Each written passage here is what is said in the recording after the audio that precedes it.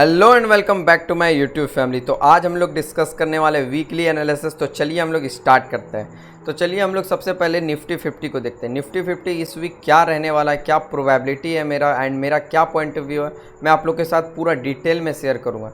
तो यहाँ पे जैसा कि दिख रहा है, जैसा कि 30 मिनट्स का हम लोग चार्ट ओपन कर लेते हैं। तो यहाँ पे सबसे पहले हम लोग को ये समझना होगा कहीं ना कहीं मार्केट का जो प्रीवियस जो ब्रेकआउट था वो अच्छा परफॉर्म किए। मैं आप लोग को ऑलरेडी बता चुका था कि ये रेजिस्टेंस की तरह एक्ट कर सकता है एंड रेजिस्टेंस की तरह एक्ट किया था, उसके बाद इसका ब्रेकआउट हुआ था। जैसा कि आप लोग को भी स्क्रीन पे दिख रहा है कि यहीं ना कहीं ये रेजिस्टेंस की तरह एक्ट कर रहा था। तो अब हम लोग यहाँ से ब्रेकआउट करने के बाद फिर रीटेस्ट किया, फिर अगेन अपसाइड का मोमेंटम और 16,000 ब्रेकआउट भी किया है। तो अब हम लोग को क्या करना चाहिए?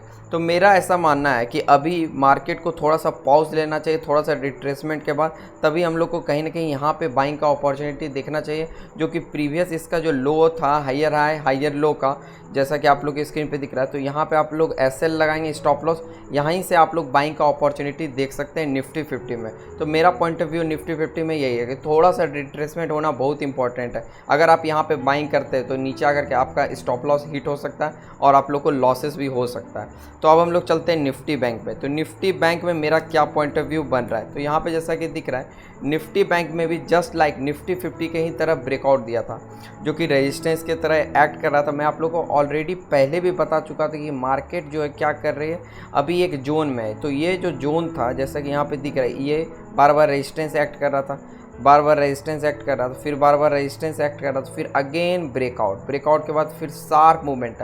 मैं आप लोग को ऑलरेडी बता चुका हूँ कि कोई भी रेजिस्टेंस को अगर बार बार मार्केट बार बार हिट करती है तो उसका ज़्यादा प्रोबेबिलिटी है कि उसका ब्रेकआउट होने का चांसेस बहुत ज़्यादा है। तो अब हम लोग को ये देखना है कि कहीं ना कहीं मार्केट में थोड़ा सा रिट्रेसमेंट आएगा, फिर अगेन हम लोग यहाँ से बाइंग का अपॉर्चुनिटी देखेंगे, फिर हम लोग अगेन अपसाइड के लिए अच्छा खासा मोमेंटम देख सकते हैं, क्योंकि इसको हम लोग हेल्दी रिट्रेसमेंट भी बोलेंगे।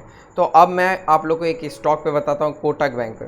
तो कोटक बैंक ऑटोमेटिक सा बात है, अगर निफ्टी बैंक अच्छा परफॉर्म करेगी तो कोटक बैंक भी अच्छा ही परफॉर्म करेगा।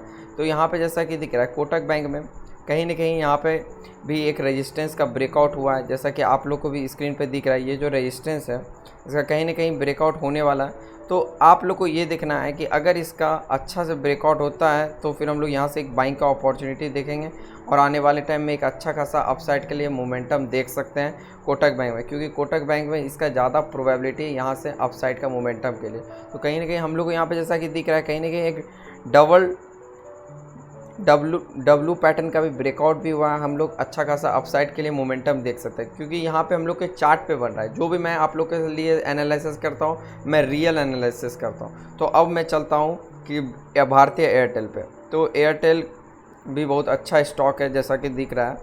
मैं आप लोग को बता देता हूँ कि कहीं ना कहीं इस पर जो चार्ट पैटर्न बना है, जो कि बहुत ही अच्छा चार्ट पैटर्न बना है, मैं खुद भी ट्रेड करने वाला हूँ इस पे। तो यहाँ पे जैसा कि आप लोग के स्क्रीन पे, जैसा कि मैं आप लोग को दिखा देता हूँ, कहीं ना कहीं यहाँ पे हेड एंड शोल्डर पैटर्न बन रहा है, जिसका ब्रेकआउट भी हो चुका है। तो यहाँ पे जैसा कि दिख रहा है, तो इसका ब्रेकआउट होने के बाद अब अच्छा खासा अपसाइड के लिए मोमेंटम मार्केट ट्राई करेगी अपसाइड जाने का। कहीं ना कहीं आप लोग को भी दिख रहा होगा, ये इसका हेड हो गया, जैसा कि आप लोग को स्क्रीन पे दिख रहा है, ये इसका शोल्डर हो गया। अगेन यहाँ पे इसका ब्रेकआउट हुआ, ब्रेकआउट होने के बाद यहाँ से एक बाइंग का अपॉर्चुनिटी हम लोग ग्रैब करने का ट्राई करेंगे यहाँ से। फिर हम लोग का छोटा सा स्टॉप लॉस यहाँ का रहेगा एंड हम लोग का आने वाले टाइम में 700 एक राउंड लेवल है। अगर 700 का राउंड लेवल, आप लोग को पहले भी मैंने बताया हुआ हूँ कि अगर राउंड लेवल कोई सा भी अगर ब्रेकआउट होता है तो फिर आने वाले टाइम में एक अच्छा खासा अपसाइड के लिए मोमेंटम कर सकता है भारतीय एयरटेल इसका स्टॉक। तो जैसा कि आप लोग के स्क्रीन पे दिख रहा है, अगर आप लोग को मेरे एनालिसिस से कुछ भी लर्निंग मिलता है, कुछ भी सीखने के लिए मिलता है, तो आप मेरे चैनल को सब्सक्राइब करें एंड मुझे भी सपोर्ट करें। Thank you for watching this video. Thank you.